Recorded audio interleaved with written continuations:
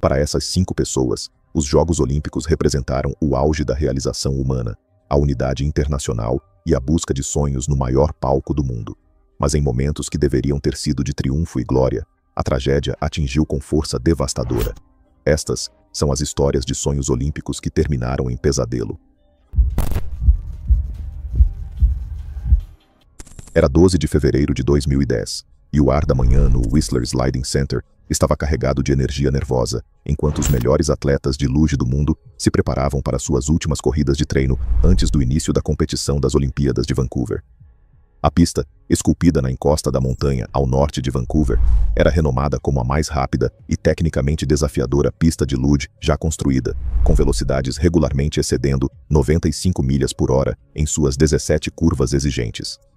A instalação representava o auge da engenharia de esportes de deslizamento, embora vários atletas já tivessem sofrido acidentes durante os treinos, levantando preocupações sobre sua extrema dificuldade. Nodar Kumaritashvili ajustou seu capacete enquanto se preparava para o que seria sua última corrida de treino, sua estrutura esguia desmentindo a coragem necessária para descer uma pista de gelo em velocidades de rodovia.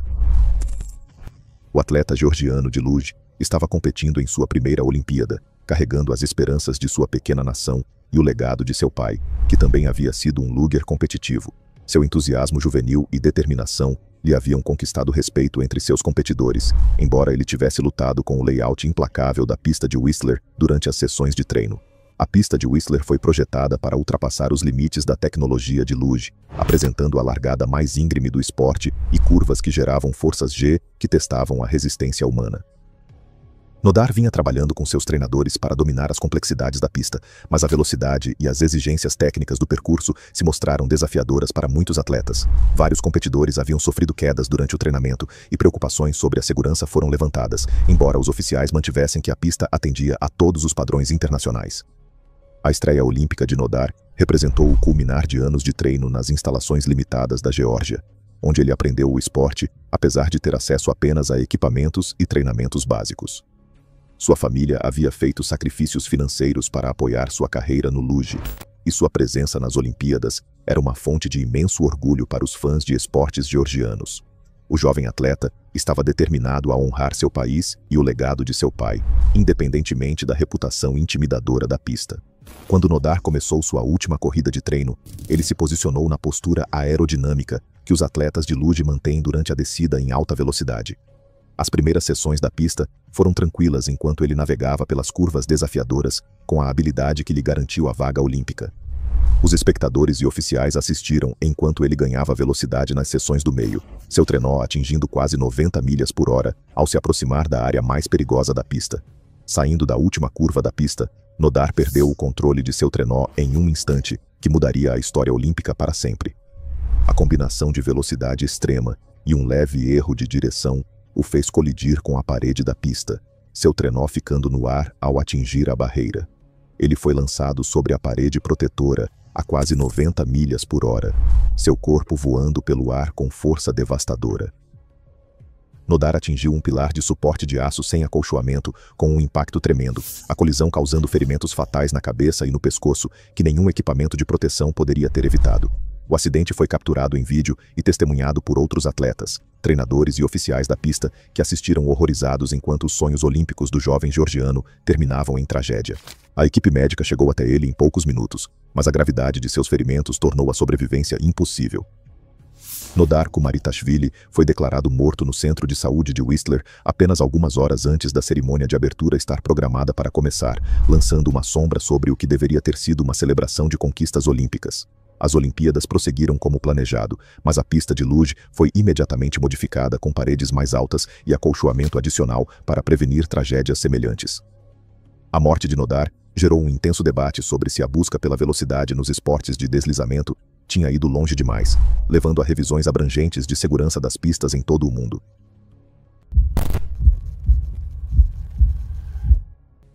Era 27 de julho de 1996, e o ar quente da noite de Atlanta pulsava com os sons de celebração enquanto milhares de visitantes olímpicos se reuniam no Centennial Olympic Park para um concerto gratuito que incorporava o espírito festivo dos Jogos. O Parque de 21 acres foi projetado como o coração da Atlanta Olímpica, um lugar onde pessoas de todo o mundo poderiam se reunir para celebrar conquistas atléticas e amizade internacional. O palco ao ar livre apresentava a banda Jack Mack e The Heart Attack, cuja performance energética atraiu uma multidão de foliões aproveitando a quente noite de verão. Alice Hawthorne sorriu enquanto assistia ao concerto com sua filha de 14 anos, seus rostos iluminados pelas luzes do palco, enquanto desfrutavam do que deveria ser uma experiência olímpica mágica.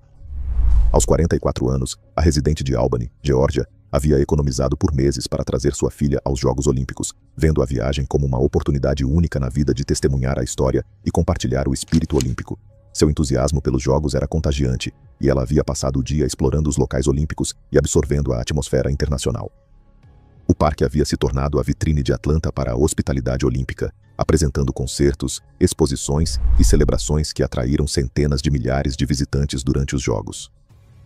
Alice e sua filha estavam entre as muitas famílias que fizeram do parque seu ponto de encontro, aproveitando o entretenimento gratuito e a chance de conhecer pessoas de todo o mundo. A atmosfera festiva tornava fácil esquecer as preocupações com segurança, já que o parque parecia um refúgio seguro no coração da cidade olímpica. O segurança Richard Jewell estava patrulhando o parque durante toda a noite, seu olhar treinado vasculhando a multidão em busca de algo incomum. Quando ele descobriu uma mochila suspeita contendo bombas caseiras perto de uma torre de som, ele imediatamente começou a evacuar a área ao redor do dispositivo.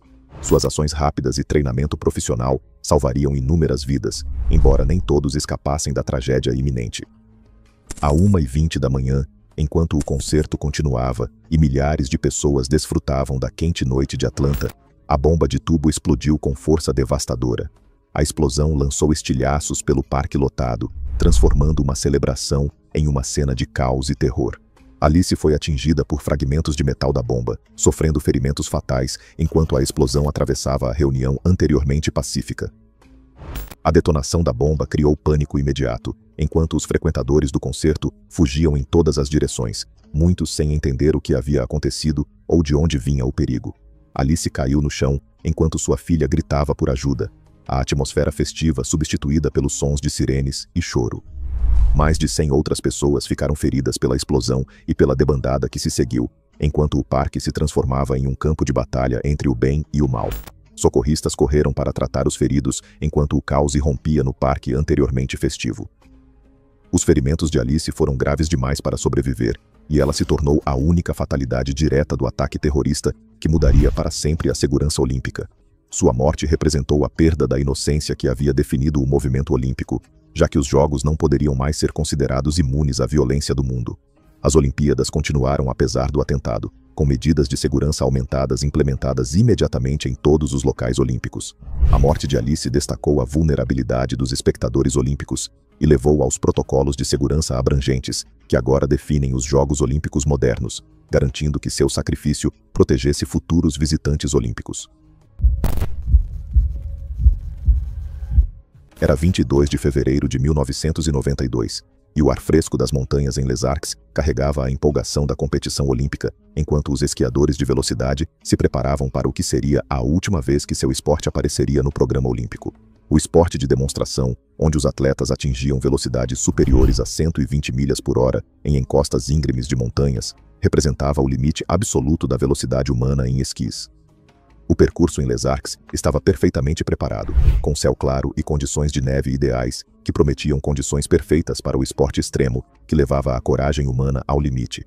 Nicolas Bochataille ajustou seu traje aerodinâmico de corrida enquanto se preparava para uma corrida de aquecimento antes das finais de esqui de velocidade, seu corpo esguio refletindo anos de treinamento na disciplina de esqui mais perigosa da Suíça. Aos 27 anos, ele era um dos melhores esquiadores de velocidade do seu país, tendo dedicado sua vida a dominar um esporte que combinava habilidade técnica com coragem pura. Sua experiência em encostas íngremes e sua compreensão da dinâmica do esqui em alta velocidade o tornaram um competidor respeitado. Na pequena comunidade de atletas corajosos o suficiente para tentar tais velocidades extremas, o esqui de velocidade foi incluído como um esporte de demonstração nas Olimpíadas de Albertville, dar a atletas como Nicolas a chance de mostrar suas habilidades no maior palco do mundo. A inclusão do esporte representou o reconhecimento do incrível atletismo necessário para manter o controle enquanto se esquia a velocidades que seriam perigosas em um carro. Nicolas vinha treinando há anos para esta oportunidade, sabendo que o futuro do esqui de velocidade nos Jogos Olímpicos era incerto e esta poderia ser sua única chance de competir nos Jogos. O percurso de Les Arcs era conhecido em todo o mundo do esqui de velocidade por sua inclinação acentuada e potencial para corridas recordes. Nicolas vinha se preparando meticulosamente para as finais, estudando cada aspecto do percurso e ajustando seu equipamento para o máximo desempenho. Seus companheiros de equipe e treinadores tinham confiança em suas habilidades, sabendo que sua experiência e habilidades técnicas lhe davam uma chance legítima de ganhar uma medalha olímpica no evento de demonstração. Quando Nicolas começou sua corrida de aquecimento em uma pista pública adjacente ao percurso oficial de esqui de velocidade, tudo parecia rotineiro para um atleta acostumado a velocidades extremas e condições desafiadoras. Ele estava esquiando com os companheiros de equipe em preparação para as finais, passando pela preparação mental e física que se tornara uma segunda natureza ao longo de anos de competição. As condições da manhã eram perfeitas, com visibilidade excelente e condições de neve ideais para esqui de alta velocidade. Durante sua corrida de aquecimento, Nicolas ficou no ar ao passar por uma pequena elevação no terreno, uma ocorrência comum no esqui de velocidade que os atletas aprendem a lidar através da experiência e do treinamento. Mas ao aterrissar, ele se viu diretamente no caminho de uma máquina de nivelamento de neve que estava operando na área com sua sirene soando e luzes de emergência piscando. A colisão foi inevitável na velocidade em que ele estava viajando. Nicolas colidiu com a pesada máquina de neve com uma força tremenda, o impacto causando ferimentos fatais que terminaram sua vida instantaneamente. O acidente ocorreu por volta das 9h30 da manhã, horário local, chocando a comunidade de esqui de velocidade e os organizadores olímpicos que nunca haviam experimentado tal tragédia durante a preparação para a competição. A colisão destacou os perigos inerentes de um esporte que leva os limites humanos ao máximo absoluto.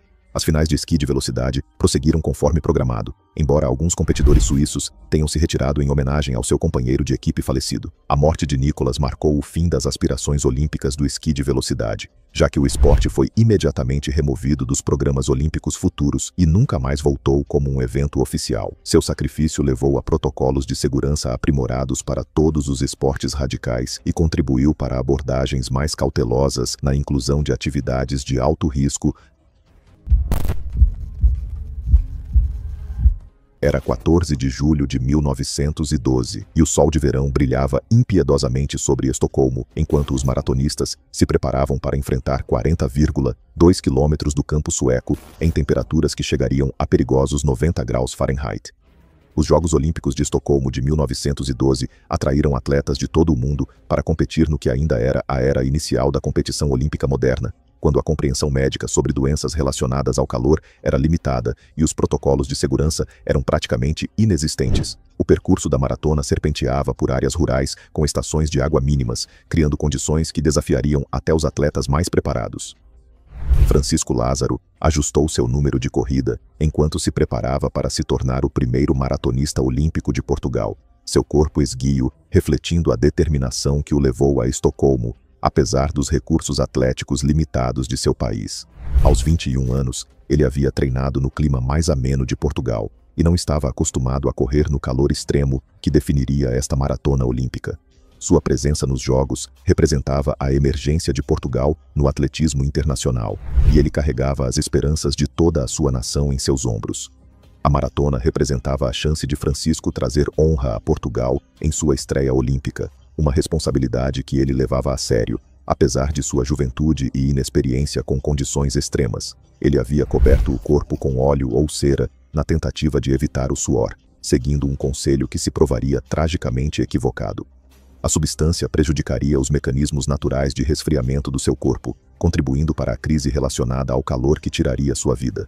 A preparação de Francisco foi limitada pela falta de recursos e experiência de Portugal em competições internacionais. Ele havia treinado diligentemente em seu país natal, mas nada poderia tê-lo preparado para a combinação de pressão olímpica e condições climáticas perigosas que enfrentaria em Estocolmo.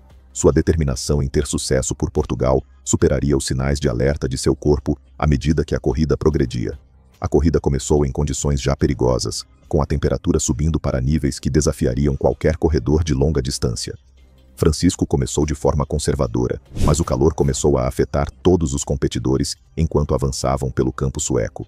No ponto médio, ele já mostrava sinais de exaustão severa pelo calor, mas sua determinação de terminar e honrar Portugal o mantinha em movimento.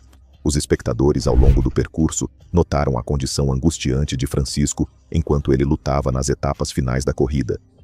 Mas não havia pessoal médico estacionado ao longo do percurso para prestar assistência. A temperatura do seu corpo estava subindo para níveis perigosos, pois seus sistemas naturais de resfriamento falharam, comprometidos pelo óleo ou cera que ele havia aplicado na pele.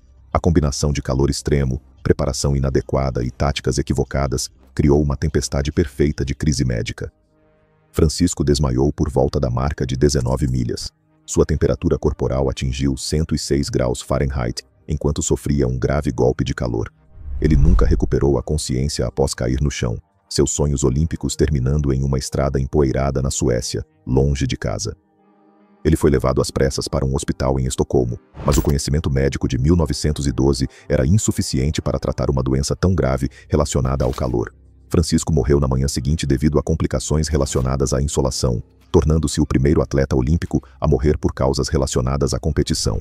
Sua morte chocou a comunidade esportiva internacional e levou à implementação de estações médicas e paradas de água ao longo dos percursos de maratona. Portugal lamentou seu primeiro atleta olímpico e Francisco tornou-se um herói nacional, apesar do desfecho trágico, seu sacrifício levando a protocolos de segurança aprimorados que protegeriam futuros maratonistas olímpicos. Era 26 de agosto de 1960, e o sol escaldante de Roma batia impiedosamente no percurso de ciclismo, enquanto as temperaturas subiam para perigosos 104 graus Fahrenheit, criando condições que testariam a resistência humana ao seu limite absoluto. A prova de contrarrelógio por equipes de 100 km representava um dos eventos mais extenuantes do ciclismo, exigindo esforço contínuo por quase 3 horas em um calor que tornava até mesmo ficar em pé desconfortável. A equipe de ciclismo dinamarquesa era considerada uma candidata à medalha, mas as condições extremas transformariam seus sonhos olímpicos em uma luta pela sobrevivência. Knud Enemark Jensen verificou sua bicicleta uma última vez, enquanto se preparava para a prova de contrarrelógio por equipes que representava o culminar de anos de treinamento e sacrifício. Aos 23 anos, o ciclista dinamarquês havia dedicado sua vida a chegar às Olimpíadas, treinando durante os rigorosos invernos da Dinamarca e competindo por toda a Europa para garantir seu lugar na equipe nacional. Seu corpo magro e poderoso refletia incontáveis horas de treinamento, enquanto sua determinação para vencer o havia levado a Roma com esperanças de glória olímpica. As Olimpíadas de Roma atraíram os melhores ciclistas do mundo para competir em condições que desafiariam até os atletas mais preparados. Knud e seus companheiros de equipe dinamarqueses vinham se preparando há meses para este momento, estudando o desafiador percurso romano com suas colinas e trechos técnicos. O calor extremo era um fator inesperado que testaria a capacidade de cada atleta de manter o desempenho enquanto seus corpos lutavam para se manter frescos. A preparação de Knud tinha sido meticulosa, com meses de treinamento projetados para atingir o auge no momento perfeito para a competição olímpica. Ele havia estudado o percurso romano e preparado seu equipamento para as condições desafiadoras, trabalhando com seus companheiros de equipe para desenvolver o tempo preciso necessário para o sucesso na prova de contrarrelógio por equipes. Sua dedicação ao ciclismo o havia tornado um dos ciclistas mais promissores da Dinamarca. A equipe dinamarquesa começou a corrida com confiança, seu treinamento e preparação lhes dando esperanças legítimas de uma medalha no evento prestigioso. Knud se ajustou ao ritmo extenuante necessário para o sucesso, seu corpo trabalhando na capacidade máxima enquanto a temperatura continuava a subir. As etapas iniciais prosseguiram normalmente, com a equipe dinamarquesa mantendo sua posição entre os líderes. À medida que a corrida avançava e o calor aumentava, Knud começou a mostrar sinais de grave desconforto que iam além da fadiga normal de corrida. O esforço físico extremo, combinado com o calor perigoso, estava sobrecarregando os sistemas naturais de resfriamento do seu corpo. Seus companheiros de equipe notaram sua condição deteriorante, mas estavam focados em manter seu ritmo nas condições brutais que afetavam todos os competidores. Durante as últimas etapas da corrida, Knud de repente caiu de sua bicicleta, batendo fortemente no pavimento e atingindo a cabeça na superfície da estrada. A combinação de exaustão extrema pelo calor e o impacto da queda causou um trauma severo que o deixou inconsciente na rua romana. Companheiros de equipe e oficiais correram para ajudar, mas a condição de Knud era imediatamente crítica.